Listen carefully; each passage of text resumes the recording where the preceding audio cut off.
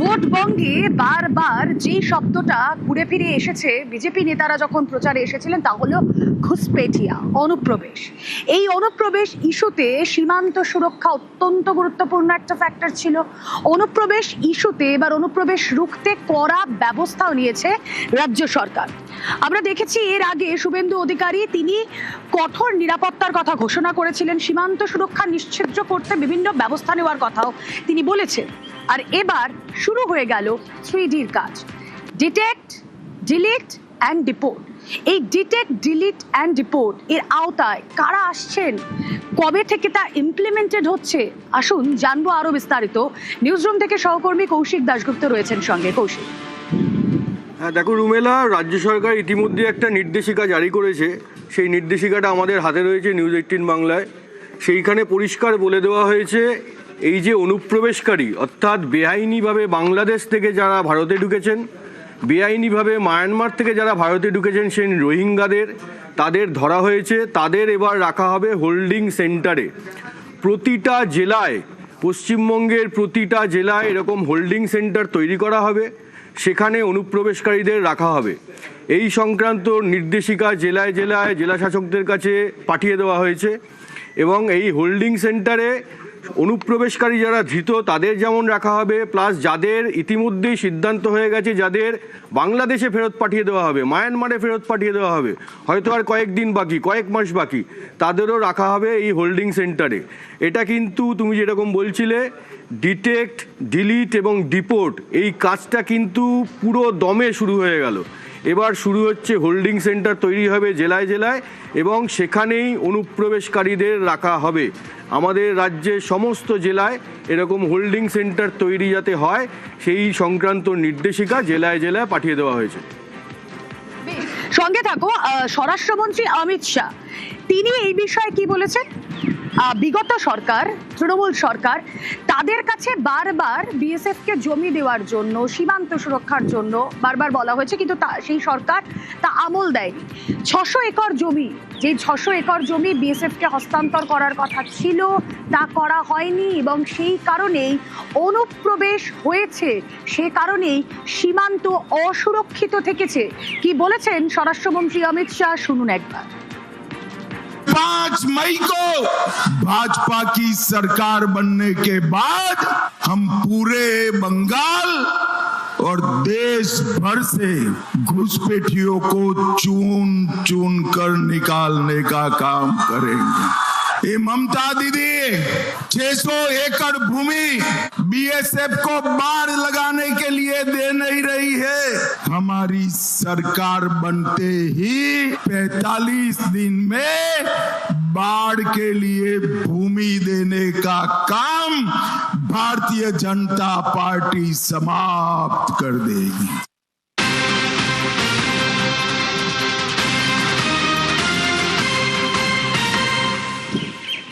যেমন কথা তেমন কাজ। রাজ্যের মুখ্যমন্ত্রী শুভেন্দু অধিকারী গত 20শে মে একটি ঘোষণা করেন, একদম সীমান্ত সুরক্ষা নিশ্চিত যাতে হয় সেই কারণে ঘোষণা করেন।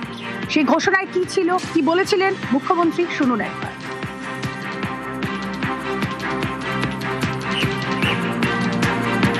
সিএর অন্তর্ভুক্ত যারা 31/12/2024 পর্যন্ত এসেছেন তাদেরকে কোনো পুলিশ কোথাও হ্যারাসমেন্ট ডিটেন্ট করতে পারবে না। সিএ এর আওতায় যারা নেই তারা হলেন কমপ্লিটলি অবৈধ অনুপ্রবেশকারী ইনফিল্ট্রেটার্স। তাদেরকে সরাসরি রাজ্য পুলিশ গ্রেপ্তার করবে এবং ডিটেন্ট করবে এবং হ্যান্ডওভার করবে বিএসএফ এর হাতে, এবং বিএসএফ বিডিআর এর সঙ্গে কথা বলে তাদেরকে ডিপোর্ট করার ব্যবস্থা করবে, অর্থাৎ ডিটেক্ট, ডিলিট, এবারে ডিপোর্ট।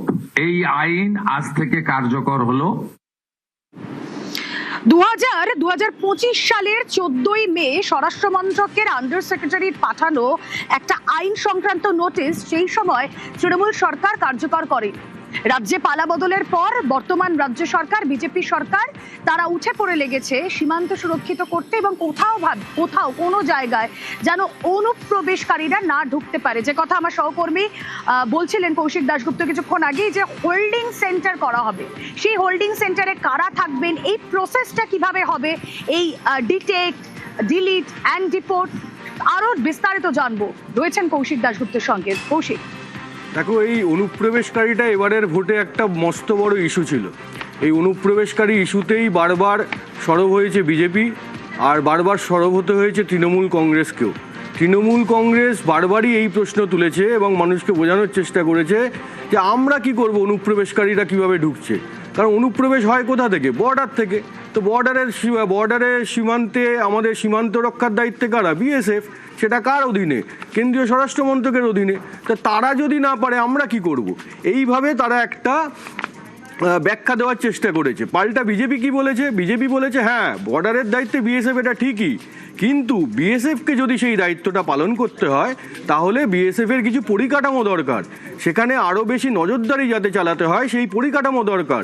সেই পরিকাঠামো তৈরির জন্য জমি দরকার, কিন্তু সেই জমিটাই তো রাজ্য সরকার দিচ্ছে না।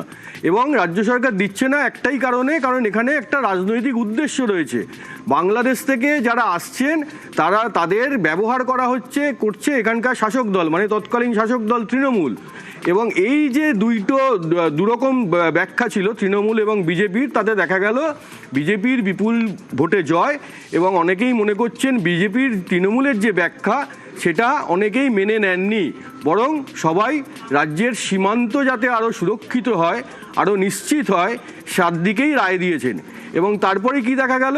বিজেপি সরকার ক্ষমতায় এলো, শুভেন্দু অধিকারীর প্রথম মন্ত্রিসভার বৈঠক, সেখানেই সিদ্ধান্ত হলো বর্ডারে বিএসএফের হাতে রাজ্য সরকার জমি তুলে দেবে, যাতে বিএসএফ সেখানে যথেষ্ট পরিকাঠামো তৈরি করতে পারে। এবং এই যে ডিটেক্ট, ডিপোর্ট এবং ডিলিট, এই মন্ত্রটা বিজেপি প্রচারেও যেমন বলেছে এবং সরকার গঠন হওয়ার পর বারবার বলেছে যে এই পথেই আমরা হাঁটবো। অনুপ্রবেশকারীরা এদেশে থাকতে পারবেন না, কারণ অনুপ্রবেশকারীরা শুধু বাংলা নয়, এ দেশের জন্য থ্রেট, তারা নানাভাবে থ্রেট। এই অনুপ্রবেশকারী ইস্যুটা শুধু বাংলা বা ভারতের বিষয় নয়, এটা সারা পৃথিবীতেই এখন দেখা যাচ্ছে। বিভিন্ন দেশে এই অনুপ্রবেশ ইস্যুটা কিন্তু একটা বড় ইস্যু, এবং বিশেষজ্ঞরা মনে করছেন অনুপ্রবেশ ইস্যুটা অর্থনীতিকেও একটা বড় চ্যালেঞ্জের মুখে ফেলে দেয়। যেই কাজটি একটা গ্রামের 10 জন মিলে করতেন, সেখানে দেখা যাচ্ছে আরও 25 জন, 30 জন, 40 জন চলে এসছে। সেই কাজটা অনেকে হয়তো হারাচ্ছেন। সুতরাং এই কাজটা দ্রুত গতিতে করতে চাইছে রাজ্য সরকার, এবং তারা এই যে হোল্ডিং সেন্টার করছে জেলায় জেলায়, এটা কেন্দ্রের আইন মেনে, কেন্দ্রের নির্দেশিকা মেনে এই হোল্ডিং সেন্টারে অনুপ্রবেশকারীদের রাখা হবে। অর্থাৎ এক কথায় বলা যায় ডিটেক্ট, ডিলিট এবং ডিপোর্টের কাজ শুরু হয়ে গেল। একেবারেই বর্তমান রাজ্য সরকার এই অনুপ্রবেশ ইস্যুতে তাদের জিরো টলারেন্স দেখিয়েছে ডে 1 থেকে। শ্রমিক ভট্টাচার্য, রাজ্য বিজেপির সভাপতি, তিনি কি বলছেন? পশ্চিমবঙ্গই একমাত্র রাজ্য যেখানে রোহিঙ্গা এবং বাংলাদেশি মুসলিম অনুপ্রবেশকারী তাদের এখানে আশ্রয় দেওয়া হয়েছে। অতীতে বামফ্রন্টও একই কাজ করেছে। জ্যোতি বসু বলেছিলেন অনুপ্রবেশ সমস্যাটাকে একটা মানবিক মুখ নিয়ে বিচার করতে হবে। এই মানবিক মুখ নিয়ে বিচার করার প্রক্রিয়াটা মমতা বন্দ্যোপাধ্যায় আরো কয়েক গুণ বাড়িয়ে দিয়েছেন। আপনারা যদি সবাই মনে করেন যে পশ্চিমবঙ্গটা ধর্মশালা, যার যখন ইচ্ছা হবে সে তখন ঢুকে পড়বে, তো এটা তো হতে পারে না। আমাদের অবস্থান স্পষ্ট, ডিটেক্ট, ডিলিট অ্যান্ড ডিপোর্ট। এই মুহূর্তে নজর রাখি ফলতায়। বিরতির আগে যে কথা আপনাদেরকে বলছিলাম, দেখুন ফলতায় বিগত যে কটা নির্বাচন হয়েছে সেই নির্বাচনে কেউ উৎসবের মেজাজে পার্টিসিপেট করেছেন সেটা দেখা যায়নি, কিন্তু এবার করছেন। আর তাই সকাল থেকে একটা অন্যরকম ছবি দেখতে পাচ্ছি, সেলিব্রেশন। যে কথা বিরতির আগে আপনাদেরকে বলছিলাম যে ফলতায় এই মুহূর্তে বিজেপি নাম্বার 1, গণনা শুরু থেকেই যা আমরা দেখতে পাচ্ছি নাম্বার 1 বিজেপি, এবং সেখানে দাঁড়িয়ে তৃণমূল কিনা 4th পজিশনে। এখন কথা বলবো, প্রতিনিধি অর্পণ রয়েছেন সঙ্গে। অর্পণ,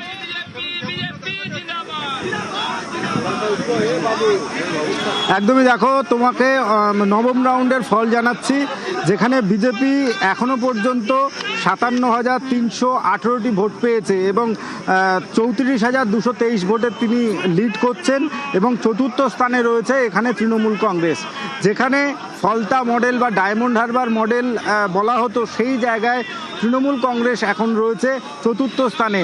আর এই খবর আসা মাত্রই কিন্তু বিজেপি কর্মী সমর্থকরা তারা দেখছেন আবির মেখে তারা সেলিব্রেশন করছেন, এবং যারা রয়েছেন তারা কিন্তু এখানে আবির মাখছেন এবং তারা বলছেন যে 15 বছর পর তারা ভোট দিচ্ছেন, কেউ বলছেন যে 14 বছর পর, কেউ 10 বছর পর তারা ভোট দিয়েছেন। এবং এই যে জয়, সেটা কিন্তু সাধারণ মানুষের জয়।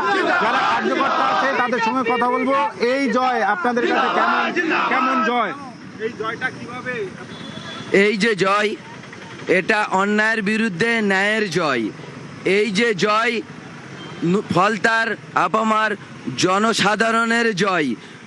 এই জয় নতুন স্বাধীনতার জয়।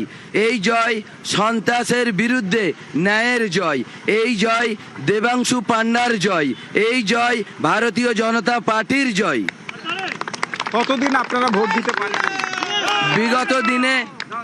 বিগত 15 বছরে এই জাহাঙ্গীর খান নামক কুলাঙ্গারের অত্যাচারে ফলতা জনগণ 15 বছর ধরে কোনো রকম নিজের ইচ্ছায় ফলতার আপামার জনসাধারণ ভোট দিতে পারেনি।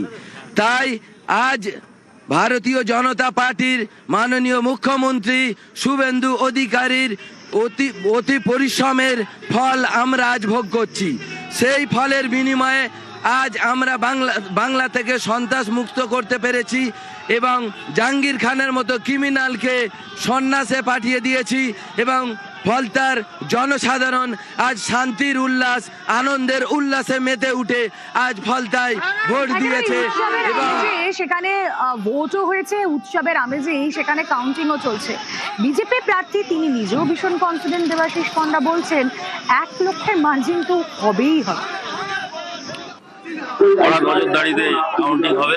আমাদের যারা কর্মী আছে সবার কাছে অনুরোধ, এলাকায় যেন কোনো রকম কোনো বিশৃঙ্খলা সৃষ্টি না হয় এবং যারা করতে যাবে তাদেরও করতে দেবেন না, যাতে এলাকায় শান্তি শৃঙ্খলা বজায় থাকে সে ব্যাপারে দেখবেন। আর আজকের কোনো বিজয় মিছিল বা কোনো রকম কিছু হবে না। এটা সম্পূর্ণ রাজ্য থেকে নির্দেশ। যারা করার উদ্যোগ নিয়েছেন বা যারা করবেন ভেবেছেন সেগুলো সব বন্ধ থাকবে আজকে। আমাদের তো টার্গেট রয়েছে 1 লাখের উপরে, এবার দেখা যাক কত।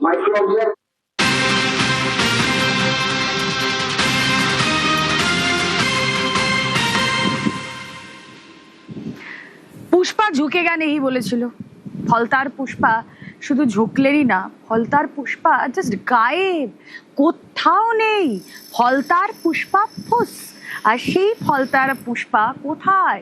আজকে এই ভোটের দিনে তিনি যদিও তার নাম উইথড্র করে নিয়েছেন, কিন্তু মনোনয়ন প্রত্যাহারের পর তবুও তো ইভিএমে তার নামটা জলজল করছে।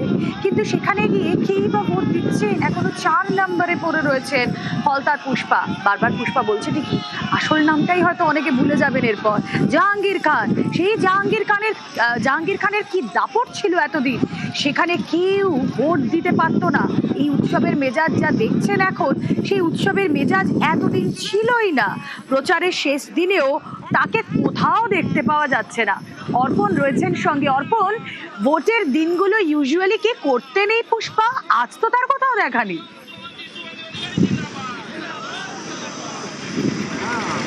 দেখো, জাহাঙ্গীর খান যিনি নিজেকে পুষ্পা বলতেন, ভোটের যেদিন লাস্ট প্রচার, শুভেন্দু অধিকারী মাননীয় মুখ্যমন্ত্রী যেদিন প্রচারে এসেছিলেন সেদিন কিন্তু তাকে দেখা যায়নি এবং দুপুরের পর তিনি সাংবাদিক বৈঠক করে বলেন তিনি নির্বাচন থেকে সরে দাঁড়াচ্ছেন। তার কারণ সোনার ফলতা করবেন বলেছেন মাননীয় মুখ্যমন্ত্রী, আর সেই কারণে তিনি ভোটের যে নির্বাচনের যে প্রতিদ্বন্দ্বিতা সেটা তিনি করবেন না বলে জানান। তারপর থেকে তার আর খোঁজ মেলেনি। যেখানে জাহাঙ্গীরের নাম শুনতেই এলাকায় একটা সন্ত্রাসের বাতাবরণ তৈরি হতো, সেই বাতাবরণ থেকে তারা বেরিয়েছেন। আজ জাহাঙ্গীর এখনও পর্যন্ত যা ভোট পেয়েছেন, 2000 সামথিং ভোট পেয়েছেন এবং সাধারণ মানুষ যে তা তৃণমূলের থেকে মুখ ফিরিয়ে নিয়েছেন, সেটাই কিন্তু এই রেজাল্টে, এই যে গণনা চলছে, 8ম রাউন্ড শেষে 9ম রাউন্ড চলছে, সেখানে কিন্তু তা স্পষ্ট। এবং সেখানে দ্বিতীয় স্থানে উঠে এসেছে সিপিআইএম, যেখানে সিপিআইএমের ভোট দেখা যেত যে 1000-এরও কম ভোট তারা পাচ্ছে, সেখানে প্রায় 23,000 ভোট এখনো পর্যন্ত সংগ্রহ করেছে। আর পুষ্পা, যার নামে অভিষেক বন্দ্যোপাধ্যায় পর্যন্ত রাজ্য নয় রাজ্যের বাইরে গিয়ে বলতেন ফলতা মডেল, সেই ফলতা এবং ডায়মন্ড হারবার মডেল তা কিন্তু আজ নিশ্চিহ্ন। সাধারণ মানুষ বলছেন তারা স্বাধীনতা ফিরে পেয়েছেন, তারা স্বাধীনতা ফিরে পেয়েছেন এবং আজকের এই নির্বাচনের যে ফল ধীরে ধীরে বেরোতে শুরু করেছে, তারা উৎসব করছেন। প্রতিটি মানুষ তারা আবির মেখেছেন, প্রতিটি মানুষ তারা জয়ধ্বনি দিচ্ছেন এবং প্রতিটি মানুষ তারা এই জয়কে উপভোগ করছেন। এখনো পর্যন্ত যতদূর পর্যন্ত আমাদের ক্যামেরার লেন্স যাচ্ছে, মানুষ দেখাচ্ছে সেই ছবি, সবাইয়ের মুখে হাসি, সবাইয়ের মুখে কিন্তু একটা স্বস্তির নিঃশ্বাস, যে স্বস্তির নিঃশ্বাস তারা 15 বছর পাননি, সেই স্বস্তি। বেশ, ফলতার এই আজকের এই কাউন্টিং এর দিন ভোট গণনা চলছে, সেদিনকেও সকাল থেকে দেখা যাচ্ছে না পুষ্পাকে। পুষ্পা রানী কি বলছেন দিলীপ ঘোষ, শুনুন। রেজাল্ট তো জানাই আছে, ময়দানই ছেড়ে দিয়েছে তারা, তার কি লড়াই হলো এটাই আছে। স্লোগান দিয়েছিল ঝুঁকেগা নেই, এখন এটা তো বলেনি যে ছিপেগা নেই, পুষ্পা ছিপেগা নেই বলেনি, ছিপ গিয়া পুষ্পা, अब उसका क्या चर्चा करना। SEZ সেজ মানে স্পেশাল ইকোনমিক জোন, পশ্চিমবঙ্গের প্রথম বিশেষ অর্থনৈতিক জোন তৈরি করা হয়েছিল এই ফলতায়, কিন্তু গত 15 বছরে সেই জায়গা কার্যত শ্মশানে পরিণত হয়েছে। যদিও মুখ্যমন্ত্রী শুভেন্দু অধিকারী তিনি ঘোষণা করেছেন যে হ্যাঁ, বিশেষ প্যাকেজ এই ফলতায় হবে, সোনার বাংলা হবে, তারপর ফলতাবাসীর মুখে চওড়া হাসি। গোটা রাজ্যে নরেন্দ্র মোদীজির নেতৃত্বে ভারতীয় জনতা পার্টি নির্বাচনে তার সংকল্প পত্রে যা যা বলেছে ওগুলো তো কার্যকর হবে, সাথে ফলতার জন্য স্পেশাল ডেভেলপমেন্ট প্যাকেজ হবে। পশ্চিমবঙ্গে প্রথম বিশেষ অর্থনৈতিক অঞ্চল বা SEZ গড়ে উঠেছিল দক্ষিণ 24 পরগনার এই ফলতায়। একদা শিল্পের এই উর্বর জমি এখন প্রায় শ্মশানে পরিণত হয়েছে। পুনর্নির্বাচনের আগে এই ফলতার মাটিতেই ফের শিল্প উন্নয়নের স্বপ্ন দেখাচ্ছেন মুখ্যমন্ত্রী শুভেন্দু অধিকারী। ফলতার জন্য স্পেশাল ডেভেলপমেন্ট প্যাকেজ হবে। 1984 সালে ফলতায় তৈরি করা হয় বিশেষ অর্থনৈতিক অঞ্চল বা SEZ। সে সময় নাম ছিল ফলতা এক্সপোর্ট প্রসেসিং জোন। এটি পশ্চিমবঙ্গের প্রথম বিশেষ অর্থনৈতিক অঞ্চল। হুগলি নদীর পাড়ে 280 একর জমিতে 3টি গ্রামের জমি অধিগ্রহণ করা হয়। গড়ে ওঠে একের পর এক কারখানা, অনেকে কাজের সুযোগ পান। প্লাস্টিকের কারখানা, লোহার বল তৈরির কারখানা, কোথাও আবার চায়ের প্যাকেজিং। একসময়ে 200-র বেশি কারখানা ছিল ফলতায়। অভিযোগ, 2011 সালে তৃণমূল ক্ষমতায় আসার পর থেকেই এক এক করে কারখানা বন্ধ হতে থাকে। কারণ একটাই, তোলাবাজি। 200 ছিল, এখন এই মুহূর্তে চলছে 20টা। কেন বন্ধ হলো কেন? তোলাবাজি। কারা করতো? TMC হারমার বাহিনী, এই কারণেই তোলাবাজির জন্য বন্ধ হয়ে গিয়েছে। এখানে আমাদের এই সাধারণ এলাকার কোনো মানে ছেলে নাগরিক এখানে কোনো কাজের জন্য নেই, সব বাইরে চলে যাচ্ছে, গুজরাট, চেন্নাই চলে যাচ্ছে, আমাদের এখানে কোনো জায়গাই নেই কাজে। 2011 সালের আগে ভালোই চলতো, তারপরে এটা বন্ধ হয়েছে। এবার সরকারে কারা ছিল সেটা সবাই জানে। তোলাবাজির ভয়ে শিল্প পালিয়েছে, ফলতার ভরসা এখন মুখ্যমন্ত্রীর প্রতিশ্রুতি। গোটা রাজ্যে নরেন্দ্র মোদীজির নেতৃত্বে ভারতীয় জনতা পার্টি নির্বাচনে তার সংকল্প পত্রে যা যা বলেছে ওগুলো তো কার্যকর হবে, সাথে ফলতার জন্য স্পেশাল ডেভেলপমেন্ট প্যাকেজ হবে।